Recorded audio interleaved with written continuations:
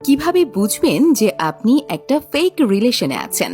Number 1, যদি আপনার প্রিয় মানুষটি বেশিরভাগ সময় সবকিছুতেই আপনার প্রায়োরিটি সবার নিচে রাখে, অর্থাৎ তার কাছে তার ফ্যামিলি আগে, তার বন্ধুত্ব আগে, তার সোশ্যাল মিডিয়া আগে, তার কাজ আগে, আর আপনি সবার শেষে, তাহলে বুঝে নেবেন আপনি তার কাছে একটা মাল্টিপল অপশন আর আপনি একটা মিথ্যা সম্পর্কে নিজেকে জড়িয়ে ফেলেছেন। নাম্বার 2, যদি রিলেশনের শুরুতে সে খুব বেশি আপনার কেয়ার করে, কথায় কথায় বাবু শোনার সাথে সাথে অত্যাধিক আবেগপ্রবণ আচরণ করে, তাহলে বুঝে নেবেন এই সম্পর্ক লং লাস্টিং নয়।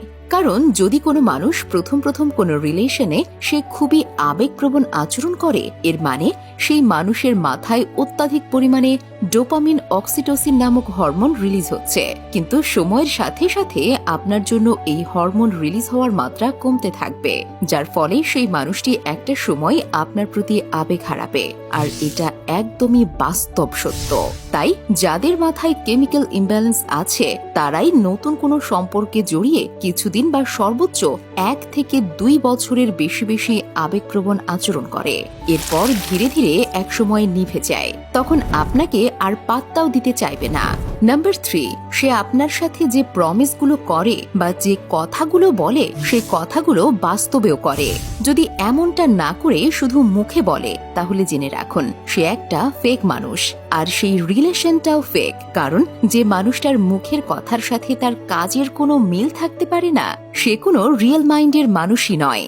নাম্বার 4, যদি তার কোনো মানসিক পরিস্থিতি খারাপ না থাকে বা সে কোনো পরিস্থিতির মধ্যে নেই, তবুও আপনার সাথে থাকা অবস্থায় যদি অন্য মনস্ক বা অন্যদিকে মনোযোগ দেয়, ধরুন আপনারা একসাথে আছেন কিন্তু সে তার নিজের ফোন নিয়ে ব্যস্ত আছে, বা সে তার মোবাইলেই বেশি মনোযোগ দিচ্ছে, বা অন্যান্য লোকদের দেখাতে ব্যস্ত, অথবা সে অন্য কিছুতে তার মাথা খাটাচ্ছে, কিন্তু আপনার সাথে সেভাবে কথা বলছে না, আবার আপনার প্রতি খুব একটা ভালো দৃষ্টি দিয়ে তাকাচ্ছে না, দীর্ঘদিন এমন রিপিট হতে থাকলে বুঝে নিতে হবে আপনার প্রতি তার ভালোবাসা নেই। নাম্বার 5, সে যদি খুব ব্যস্ততা দেখায় আর আপনাকে টাইম না দেয়, কিন্তু সে অন্যদিকে তার বন্ধুদের বা তার ফ্যামিলির কাছে টাইম দিচ্ছে অথচ আপনাকে দিতে পারছে না, তাহলে বুঝে নেবেন তার কাছে আপনার দাম খুব একটা বেশি নেই, বা আপনার প্রতি তার ভালোবাসা কম।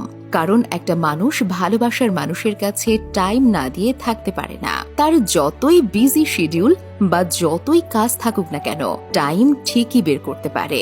নাম্বার 6, বেশিরভাগ সময় আপনার সাথে শারীরিক চাহিদার বিষয়ে ইন্টারেস্ট দেখাচ্ছে, সেটা ডিজিটাল স্মার্টফোনেই হোক বা সামনাসামনি ফিজিক্যাল হোক। হ্যাঁ, কাপলদের মধ্যে এই চাহিদার বিষয়টা নরমাল, কিন্তু সব সময় না।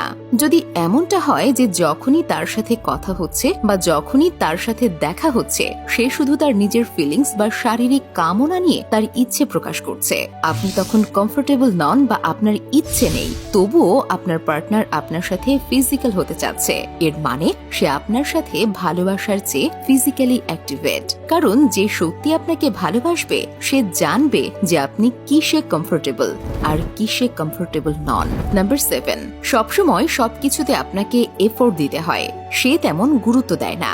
ধরুন আপনাদের ঝামেলা হয়েছে, কিন্তু সেই ঝামেলার রাগ আপনাকে ভাঙাতে হচ্ছে। হ্যাঁ, কিছু কিছু ক্ষেত্রে এমন পরিস্থিতি হয় যেখানে আপনার এই এফোর্টটা দেওয়া প্রয়োজন বা উচিত, কিন্তু প্রতিবারই যদি আপনাকে সবকিছুতেই এগিয়ে যেতে হয় আর সে আপনার বিভিন্ন বিষয় কখনো প্রশংসা না করে, উদাসীন থাকে, তাহলে বুঝতে হবে যে আপনার প্রতি তার সেই ভালোবাসা এখন আর নেই। সে ভালোবাসার চেয়ে ফিজিক্যালি বেশি অ্যাক্টিভেট। কারণ যে সত্যি আপনাকে ভালোবাসবে সে জানবে যে আপনি কিসে কমফোর্টেবল আর কিসে কমফোর্টেবল নন।